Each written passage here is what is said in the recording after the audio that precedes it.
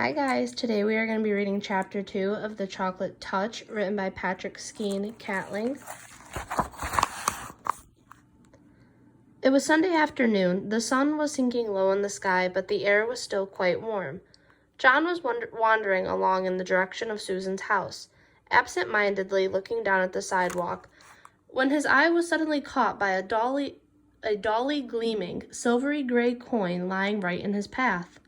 The coin was the size of a quarter, but even as he leaned forward eagerly to pick it up, John noticed there was something strange about it. It did not have a picture of George Washington or a picture of an eagle. On one side there was a picture of a fat boy. On the other side were the letters J.M., which was funny, John thought, because those letters happened to be his initials. Grasping the coin firmly, he ran on toward Susan's house. He liked to collect things. He thought she might be interested to know that he had the beginning of a coin collection.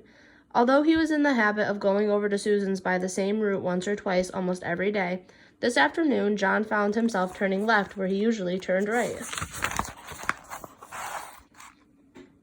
I always go the same way, he thought. This time, for a change, I'm going a new way. He didn't stop to consider that you cannot go east by going west, unless you go all the way around the world.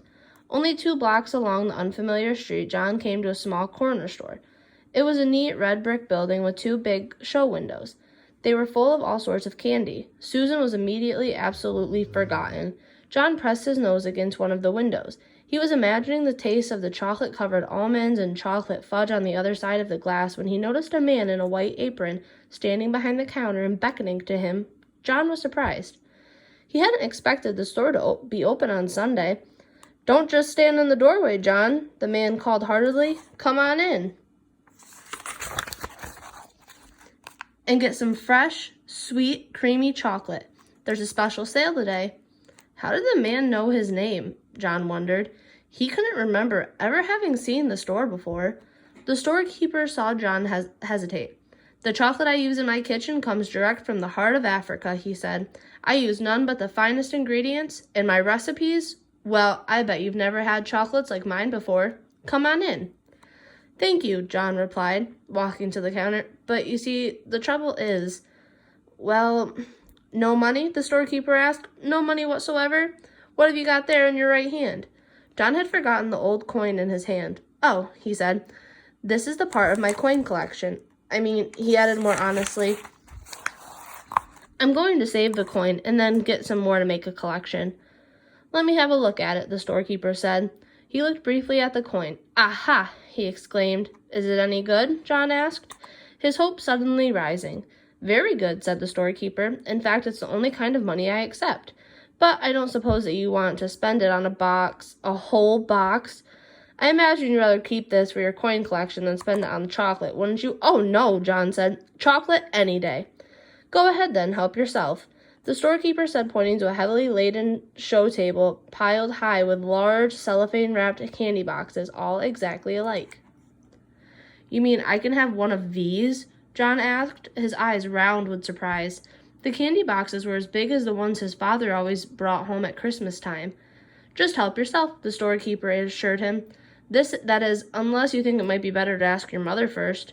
"She wouldn't mind," John said hastily, and blushed. The storekeeper winked knowingly. "I'm sure she won't," he agreed. "Not in the long run, anyway." John tucked one of the large boxes under his arm, declined the storekeeper's offer to wrap it as a gift, thanked him, and hurried out of the store before there could be any question of anyone's changing his mind. The storekeeper smiled as he watched his customer hurrying away down the street. John decided that it might be sensible to enter his house quietly by way of the kitchen. With the large candy box hidden behind him, he let himself in by the back door and crept up the kitchen stairway on tiptoe toward his own room on the top floor. Just as he was about to round the corner on the second floor to continue his way upstairs, he had to stop for a moment while his father walked by, coming along the hall from the bedroom telephone. "That was Mrs. Buttercup on the phone," Mr. Meadas called to Mrs. Meadas as he walked down the front stairs. "She said she was sorry John hadn't been able to get over to play with Susan this afternoon, but it was a good thing in a way," she thought, "because Susan's already so excited about her birthday party tomorrow. I wonder where John can have got to."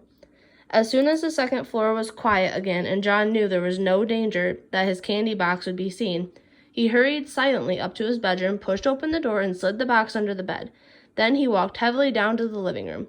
"Well, there you are," said Mrs. Meadows. "We couldn't imagine where you had been. What have you been doing?" "Oh, just sort of playing around," John said.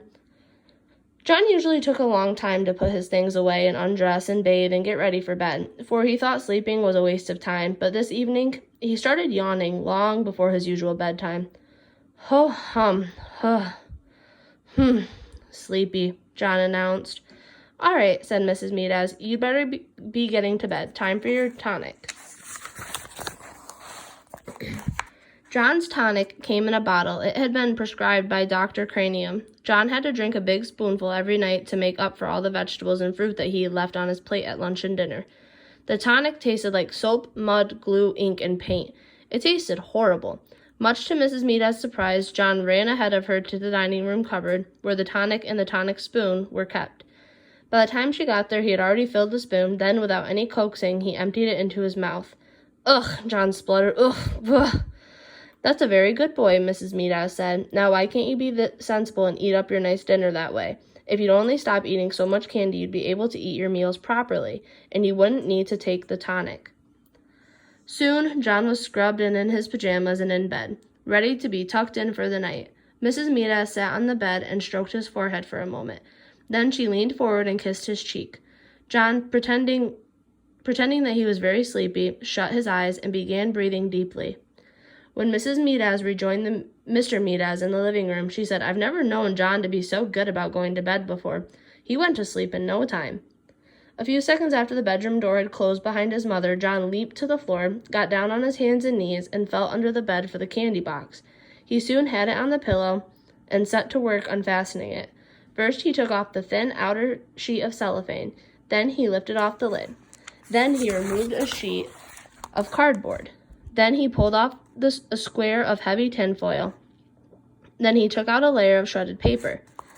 As the wrappings piled up around him, John became rather anxious. At last, he came to a small central ball of cotton batting, and there, right in the middle, was a little golden ball. He picked at the ball with his fingernail and peeled away the gold paper, revealing a tiny piece of plain chocolate. It was the only piece of chocolate in the whole box. Deeply disappointed, John nevertheless put it into his mouth. He had never tasted a chocolate quite like it. It was the most chocolatey chocolate he had ever encountered.